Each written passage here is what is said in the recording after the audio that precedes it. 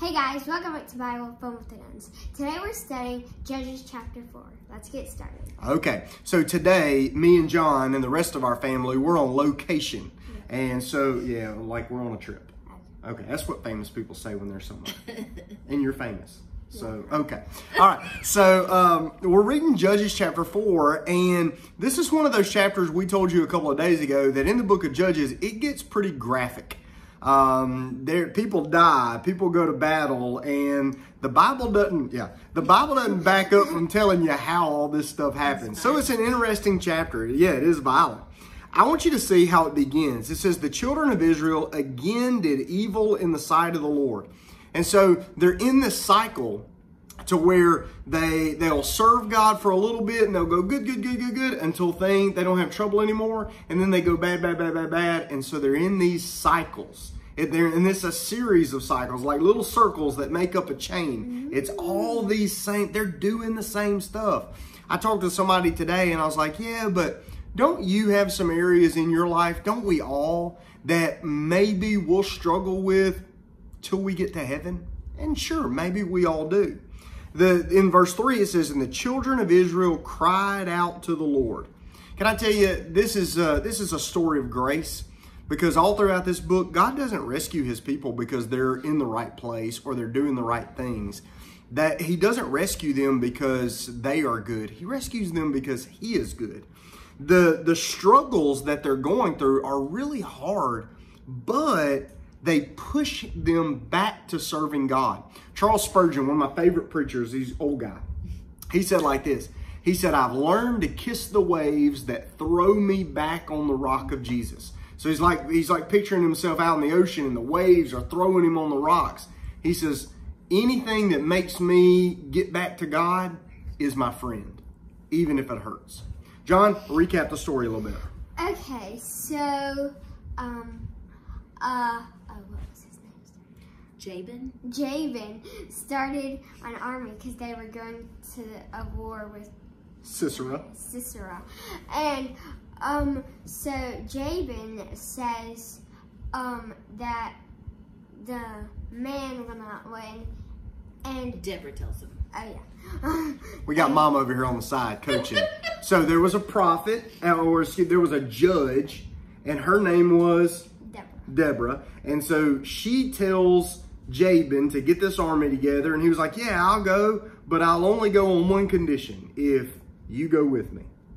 And she says, yeah, I'll go with you, but you won't get the victory. Who's going to get the victory? The lady. A lady, yeah. And so what happens in the story? And so basically Jabin's army kills their whole army except for one, Sisera, I think. That's right, he's the general. And then he goes to his friend's campsite because he knows they'll hide him there. And they're like, please hide me. And so he goes into this tent with someone named Jael. And then Jael, while he's fast asleep, death. Yeah. You know what I always thought was interesting about that story is he comes to her to hide. And then he says, give me a sip of water. I'm so thirsty. But does she give him water? No. She gives him warm milk. Well, what happens when you drink some warm milk? You go to sleep. Have you ever had warm milk? It sounds disgusting to me. But anyway, so when she kills him, here's the most profound sentence in the whole chapter. We laughed about this one a little earlier. After she killed him, it says, well, she stuck a tent peg through his head. I mean, that was pretty graphic. And then it just says, so he died. That was the whole sentence. I want you to see something here, that whenever you're reading through this story of Deborah, you know, a lot of judges are called up. God calls them and positions them at the moment of need. Like the people cry out and he calls up a judge and they come to help. But that's not the case with Deborah.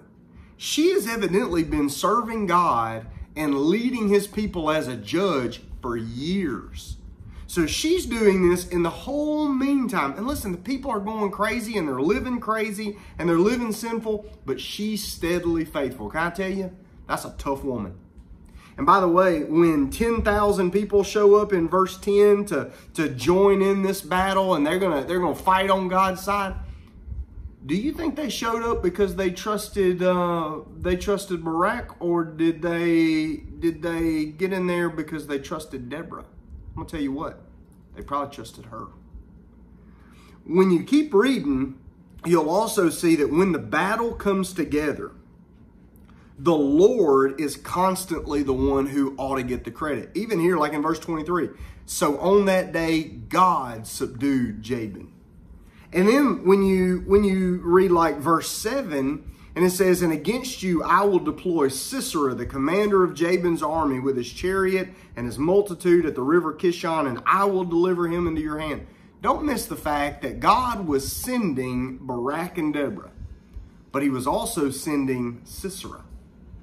So he's sending the good guys, but he's also sending the bad guy. Let me ask you this. If all of these people are being sent, then are they the ones really in control? No. Who's in control of this story? God. I don't know what battles you face in your life, but we all have them. Here's what I like out of the book of Judges. That this, at the end of the day, this isn't Deborah's story. This isn't Barak's story. This isn't Jael's story. You know whose story this is? This is God's story. And when we read his story, we understand that there was a king. He was evil. His name was Jabin. But listen, he was no real king at all. He was a pretend king.